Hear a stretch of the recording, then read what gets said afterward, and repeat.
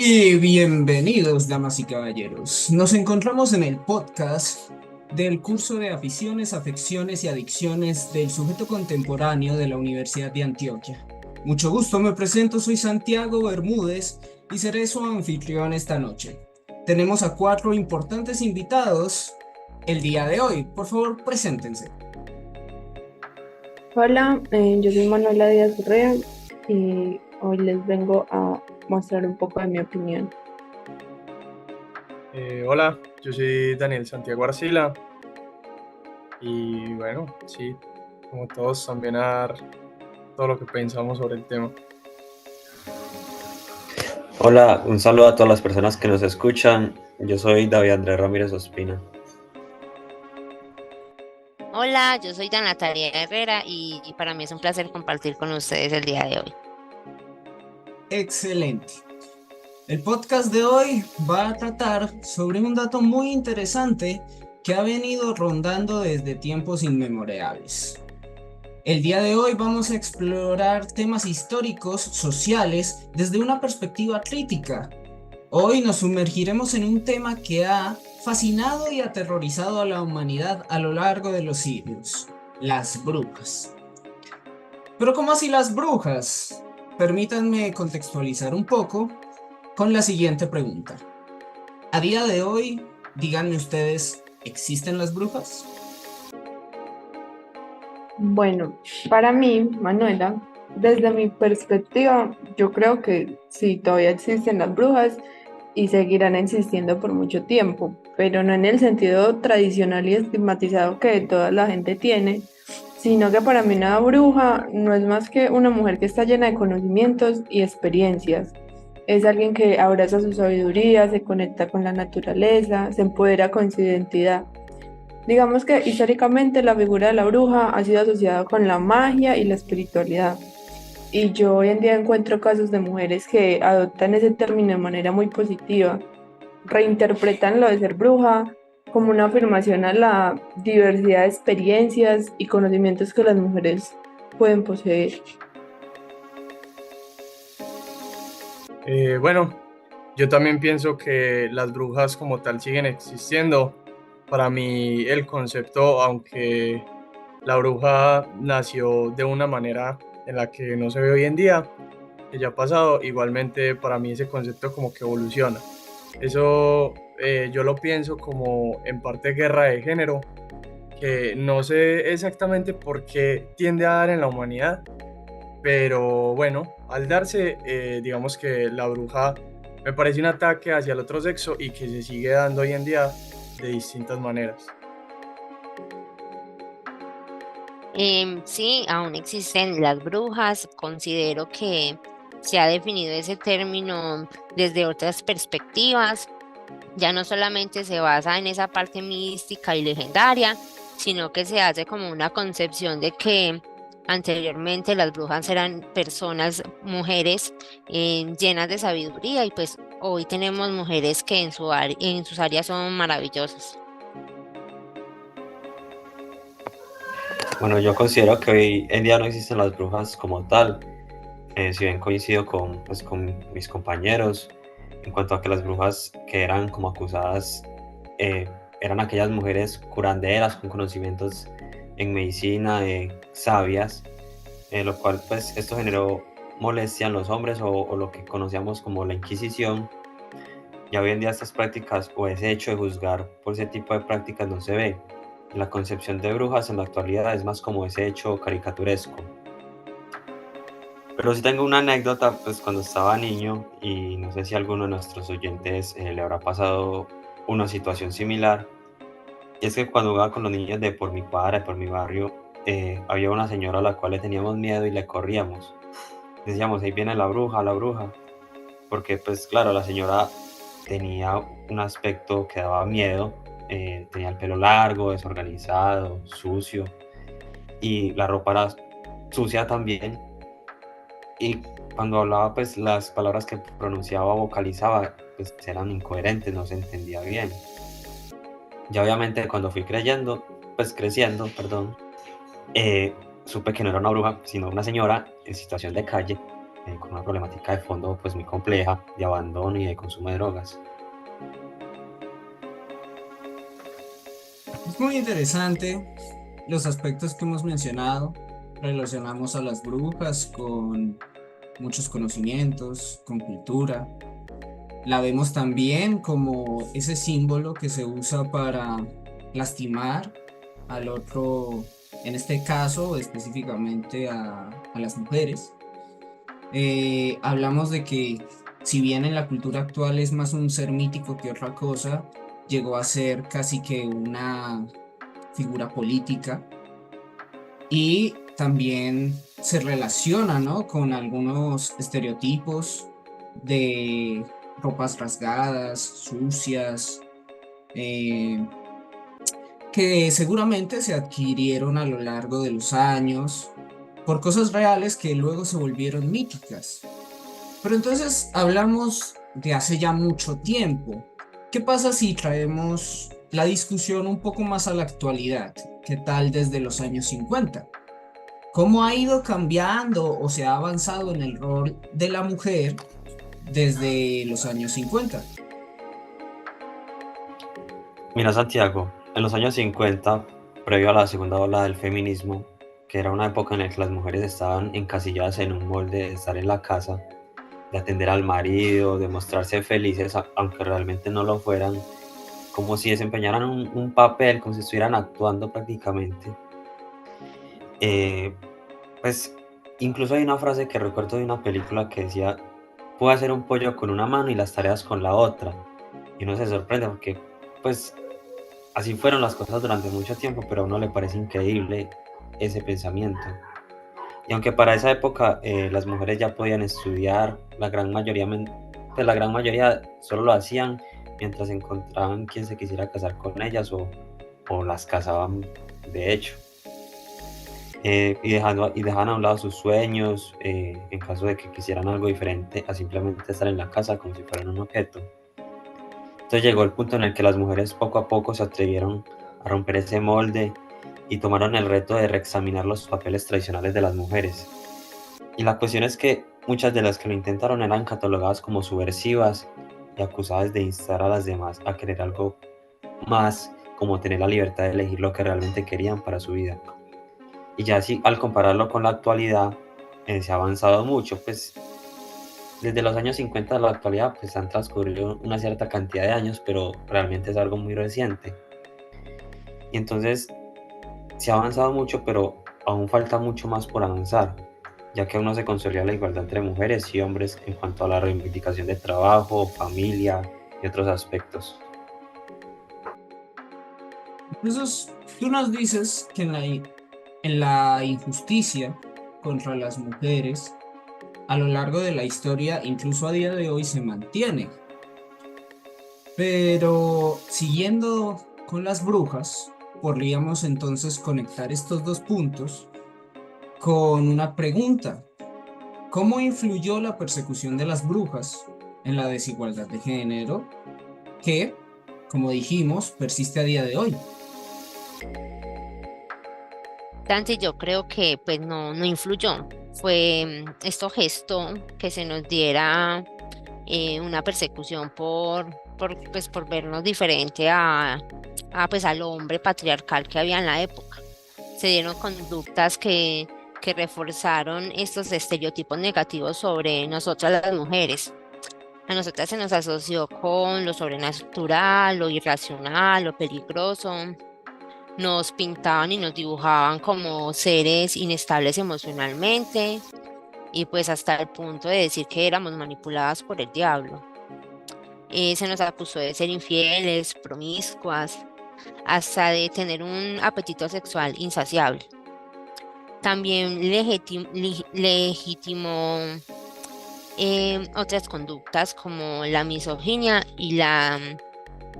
y pues el crear un ambiente en el que la violencia contra las mujeres era tolerada e incluso aplaudida.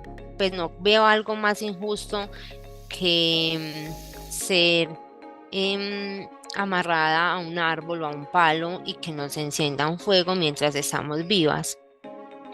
Y algo así súper brutal es la forma en que nos marginaron y nos excluyeron. Se nos privó al acceso a la educación, a la propiedad, a la participación política.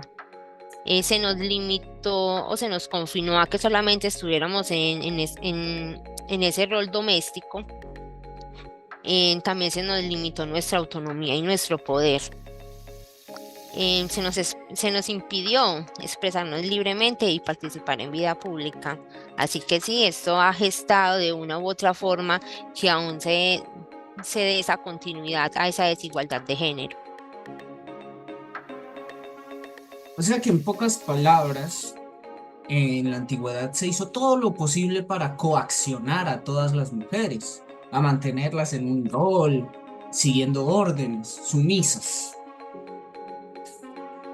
Podríamos decir que se ha mejorado a lo largo de la historia, pues ya no quemamos gente en postes, al menos no de este lado del planeta, pero es evidente pues que aún hay problemática. Entonces, ¿cuáles creen que son algunos de estos obstáculos persistentes que enfrentan las mujeres en la actualidad?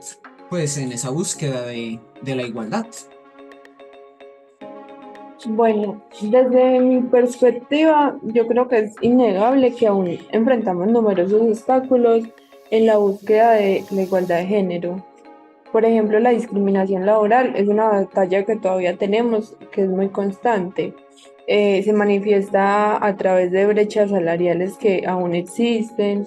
También está el acoso sexual que nosotras enfrentamos en el entorno laboral, la segregación ocupacional que limita nuestras ocupaciones profesionales y, por así decirlo, como los techos de cristal que obstaculizan nuestro ascenso a puestos de liderazgo.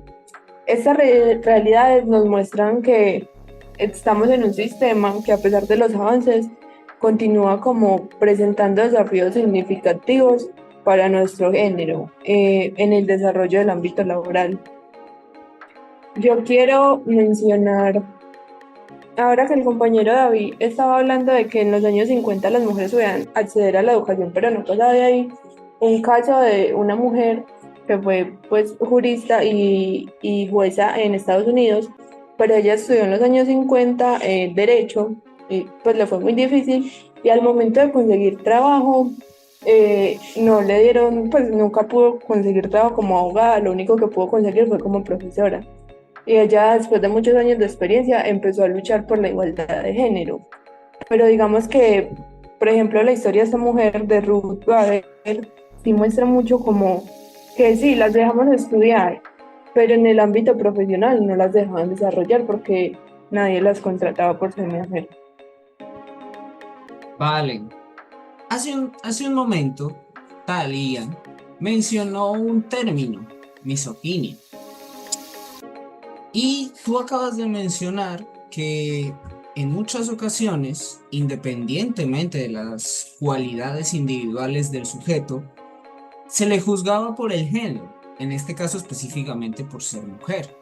Entonces, tratemos de conectar esos dos términos en la siguiente pregunta. Díganme, ¿para ustedes a día de hoy se manifiesta la misoginia en la sociedad? La verdad es que sí, y es muy sorprendente porque afecta de una manera muy grande a la persona, tanto así que puede generar ansiedad o depresión. Y es que se subestima siempre las capacidades y hasta se le asigna roles a la mujer. Y es que se piensa muchas veces que solo es como un útero. Y es que yo al día de hoy todavía veo situaciones donde hombres aseguran de que una mujer no puede manejar o de que no se le puede confiar a las mujeres ciertas cosas, pues como que piensan que la mujer es, o sea, la objetizan y ya le asignan el rol, como decía antes se veía pues eso de que la mujer ni siquiera tenía voto, que era algo pues bastante feo, menos mal como que esa misoginia ya no es como tan libre por todo el mundo, pero aún así todavía se presentan casos de hombres que tienen un pensamiento súper retrógrado. Bien, o sea que a día de hoy se manifiesta, sí, pero afortunadamente no es el estándar, no es lo normal. Se ha combatido contra ese tipo de pensamiento y precisamente se le atribuye una falta de cultura. Sin embargo, mencionaste algo muy interesante al principio y es ese impacto psicológico que puede tener la misoginia en una mujer. ¿Podrías profundizar más en eso? Sí, entonces, como decía, puede tanto generar como ansiedad como depresión, y es que el hecho de que a una persona le estén constantemente asignando un rol o demigrándola, bajándole, puede hacer pensar a la persona que esas cosas son verdad. Pues es algo súper fuerte ante la imagen que pueda tener la persona sobre sí misma, y pues es muy triste que una persona termine viéndose o como un objeto o termine pensando que no tiene las capacidades suficientes para afrontar su vida diaria o sus objetivos, ni siquiera, o sea, una persona en la situación en la que han estado las mujeres en mucha parte de la historia no puede tener un desarrollo personal. O sea, yo no me imagino una vida entera y no poderse desarrollar personalmente, no poder cumplir, no sé, los sueños de verdad que tenía la persona por estar cumpliendo algo que la sociedad le obligaba. En pocas palabras, le repiten tanto lo mismo que termina creyéndose, pese a que no sea verdad. Pero creo que siempre hay que mantenerse firmes ante este tipo de situaciones y yo en lo personal no me considero machista ni misógino, todo lo contrario, respeto y valoro mucho a la mujer. Entonces, yo como hombre, ¿cómo puedo aportar a esta lucha contra el machismo? ¿Cómo puedo dar mi granito de arena a la igualdad?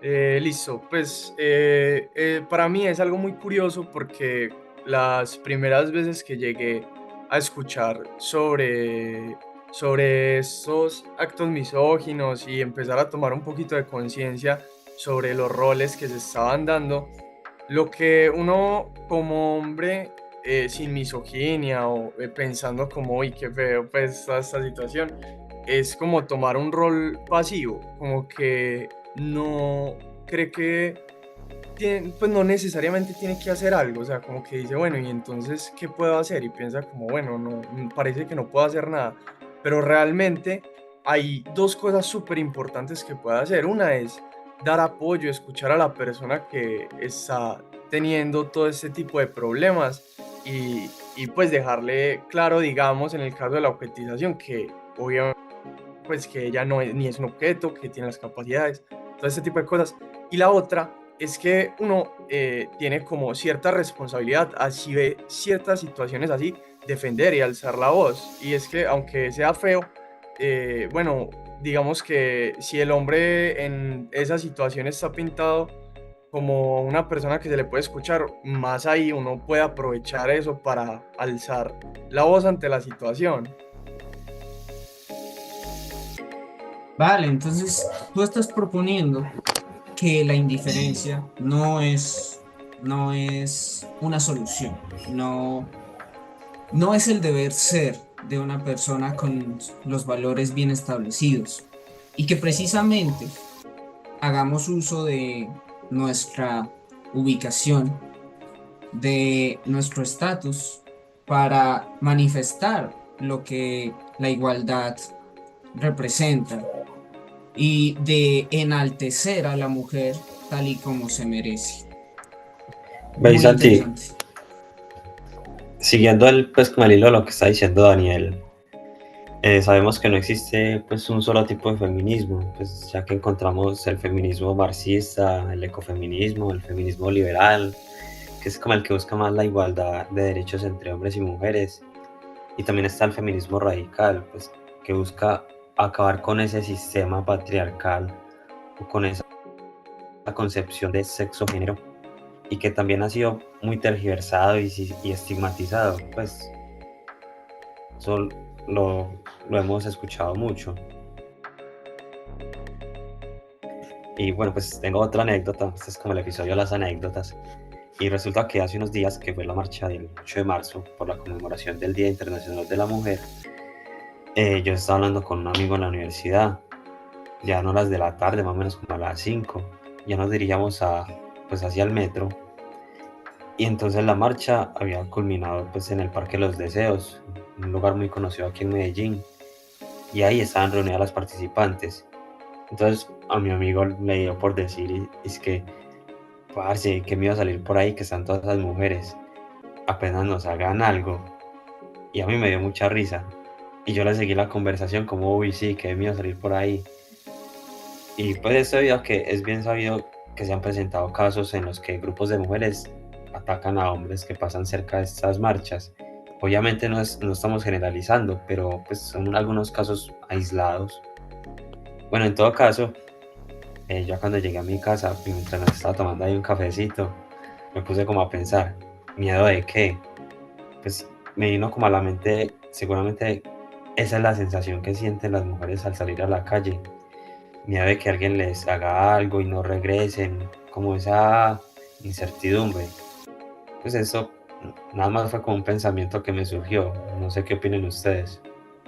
Es muy curioso porque a mí alguna vez me llegó a tocar que yo estaba así un fin de semana, pues, digamos, parchando en un plan de amigos, pues, y de un momento a otro llegó como una mujer que conocía a uno de mis amigos y por alguna razón como que lo conocía o le habían dicho algo de él y como que le tenía rabia. Y se dio la situación donde estábamos conversando un poco y se dieron estos temas así como de machismo y todo eso, y ella, sin saber absolutamente nada de mí, me tachó de blanco heterosexual privilegiado. Y pues es muy fuerte porque ahí pues, o sea, definió mi sexo, definió absolutamente todo, ella no me conocía de nada, entonces pues ya eso, ahí pasa un poco la misandría, la cosa, pues es muy curioso y pues muy peligroso todo eso. Tienes toda la razón. Todo lo que discrimine, por sea por sexo, por etnia, por inclinación sexual, puede ser muy nocivo dentro de nuestra sociedad. Y fíjate que tú usaste, o más bien, tú narraste una frase que ella te dijo muy particular: hombre blanco heterosexual. Estas características se le atribuyen al que en su momento fue el patriarcado, ¿no? Toda esta influencia de Norteamérica, España, en su determinado momento, cosa que realmente no aplica hoy en día con la diversidad que hay, pero es una frase muy usada en redes sociales y es a donde quiero que vayamos ahora. ¿Qué pasa con las redes sociales? Hoy en día la información está en todos lados, en todo momento, a toda hora. Entonces, ¿cómo afecta esto a la lucha de la igualdad? ¿Cuáles son algunas estrategias que se podrían proponer para impulsar la lucha, pero con nuevas tecnologías como las de hoy en día? Bueno, para mí, algunas de las estrategias propuestas que son como importantes que podemos aprovechar en estas nuevas tecnologías son, por ejemplo, las plataformas digitales y las redes sociales, porque uno por medio de redes pues puede formar como, puede conectar con otras mujeres, puede generar una red entre mujeres, eh, puede hablar sobre igualdad de género, contar historias, dar asesorías para cómo se puede denunciar, cómo se puede, una ruta legal, todo eso. También me parecería como muy importante o muy interesante crear aplicaciones que ayuden a mujeres a darles herramientas a la hora de sufrir abusos, pues verbales o ya pues sexuales, que las mujeres tengan las herramientas para poder ir a denunciar y poder como combatir todo eso, porque muchas veces pues las mujeres no lo hacen porque, primero porque les da pena, porque creen que son las únicas que le están pasando por eso, o segundo porque no saben cómo hacerlo. Entonces con el internet como que uno puede encontrar muchos casos parecidos a los suyos y también puede encontrar información que le ayude pues a ser más valiente, a ser capaz de denunciar.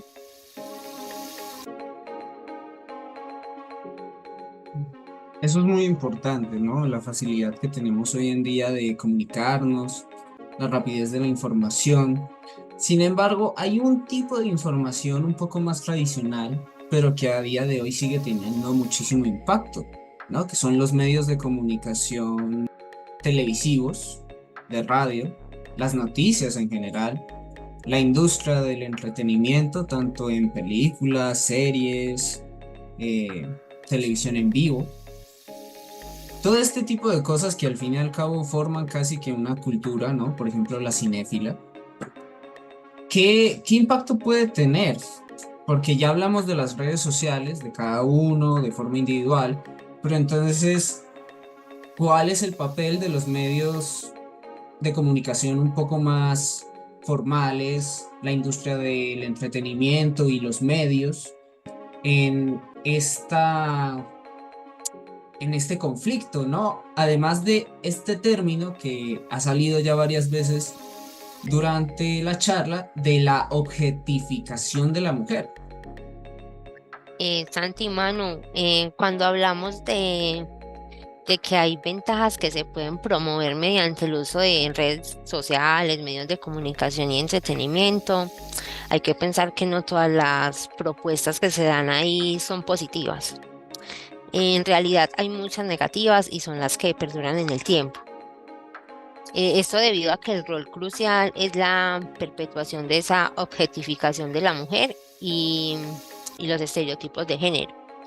Esto mediante pues la representación, eh, digamos lo que sesgada o nublosa de lo que somos y pues se ve en películas, en series, en publicidad, en música, que pues que es algo también nuevo y pues esto hace que se normalice la visión que, que abarca lo de que las mujeres somos objetos sexuales, devaluando nuestro valor como personas completas.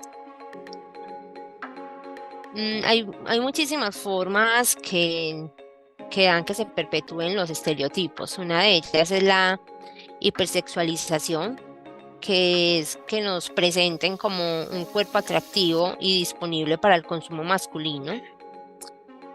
También hay otros que es como reforzando esos roles de la mujer abnegada, de la que se queda en la casa, de la que su mundo gira en torno al hombre y nos limitan pues a esos roles.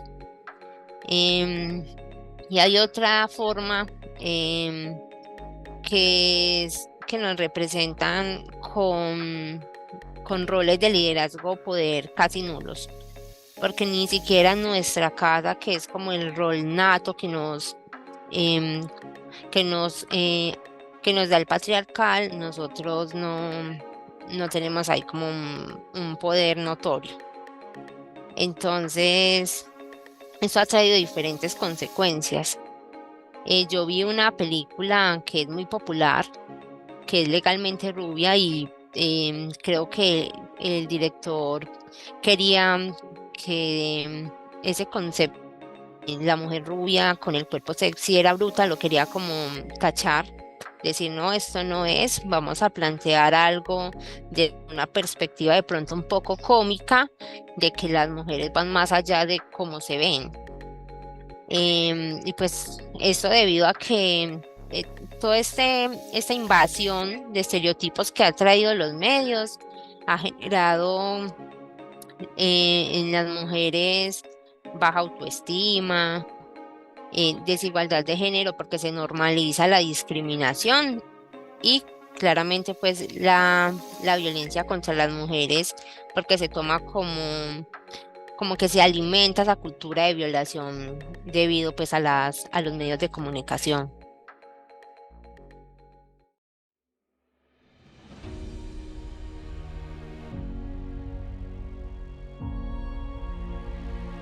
Ha sido una conversación sumamente productiva. Creo que hemos sacado conclusiones importantes de esta charla. Así que quiero culminarla con lo que fue la protagonista de la discusión, la mujer. Quisiera dar un mensaje para ellas. En esta discusión hemos visto que el término bruja surgió muy antiguamente como un mecanismo para diezmarlas, para subyugarlas y básicamente para matar indiscriminadamente a aquellas con mayor potencial. Quiero dejar el mensaje que si en algún momento alguna o alguno de muy poca cultura las ofende con la palabra bruja, piensen que en antaño este era el mecanismo que usaban aquellos que no podían con la inteligencia de la mujer, aquellos que les daba miedo su potencial y que por consiguiente no encontraban más respuesta que la mística, la mitológica. Piensen que han orillado a esa persona a incurrir en algunos de los términos peor utilizados de la historia de la humanidad. Somos seres sociales.